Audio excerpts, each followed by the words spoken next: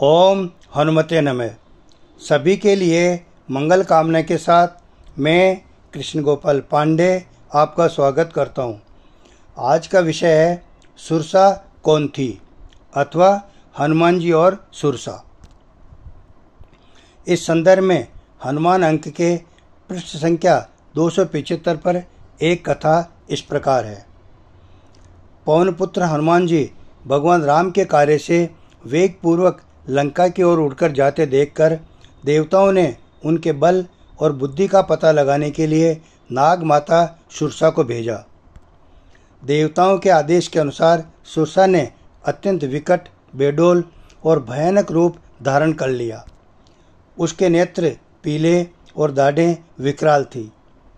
वह आकाश को स्पर्श करने वाले विकटतम मुंह बनाकर हनुमान जी के मार्ग में खड़ी हो गई। हनुमान जी को अपनी ओर आता देखकर नाग माता ने कहा, महामते, मैं भूख से व्याकुल हूँ। देवताओं ने तुम्हें मेरे आहार के रूप में भेजा है। तुम मेरे मुख में आ जाओ, मैं अपनी भूख शांत कर लूँ। अंजना नंदन ने उत्तर दिया, माता, मेरा प्रणाम स्वीकार करो। मैं भगवान राम के कार्य से लंका जा रहा हूँ। इस समय माता सीता का पता लगाने के लिए मुझे जाने दो। वहाँ से शीघ्र ही लौटकर तथा रघुनाथ जी को माता सीता का कुशल समाचार सुनाकर मैं तुम्हारे मुख में प्रविष्ट हो जाऊंगा। किंतु रामदूत के बल और बुद्धि की परीक्षा के लिए आई सुरसा उन्हें किसी भी प्रकार से आगे नहीं जाने दे रही थी। तब हनुमान जी ने उससे कहा, अच्छा तो तुम मेरा भक्षण कर लो। सुरसा ने अपना मुंह 1 योजन विस्तृत फैलाया ही था कि हनुमान जी ने तुरंत ही अपना शरीर 8 योजन बना लिया। उसने अपना मुंह 16 योजन विस्तृत कर लिया।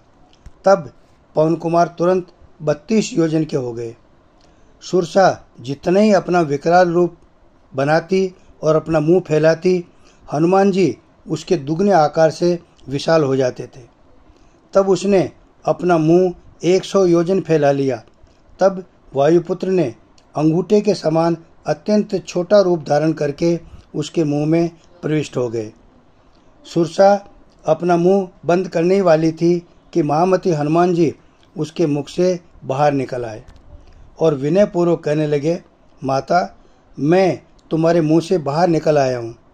तुम्हारी बात पूरी हो गई है। अब मुझे अपने प्रभु के आवश्यक कार्य के लिए जाने दो। सुरसा तो रामदूत की केवल परीक्षा करना चाहती थी। उसने कहा, वायुनंदन, निश्चित ही तुम ज्ञान निधि हो। देवताओं ने तुम्हारी परीक्षा के लिए मुझे भेजा था। मैं तुम्हारे बल और बुद्धि का रहस्य समझ गई हूँ। अब तुम जाकर श्री राम के कार्य को करो। सफलता तुम्हें निश्चित रूप से वर्ण करेगी। मैं तुम्हें हृदय से आशीष देती हूँ। यदि आप इस कथा को पढ़ना चाहें तो डिस्क्रिप्शन में पढ़ सकते हैं।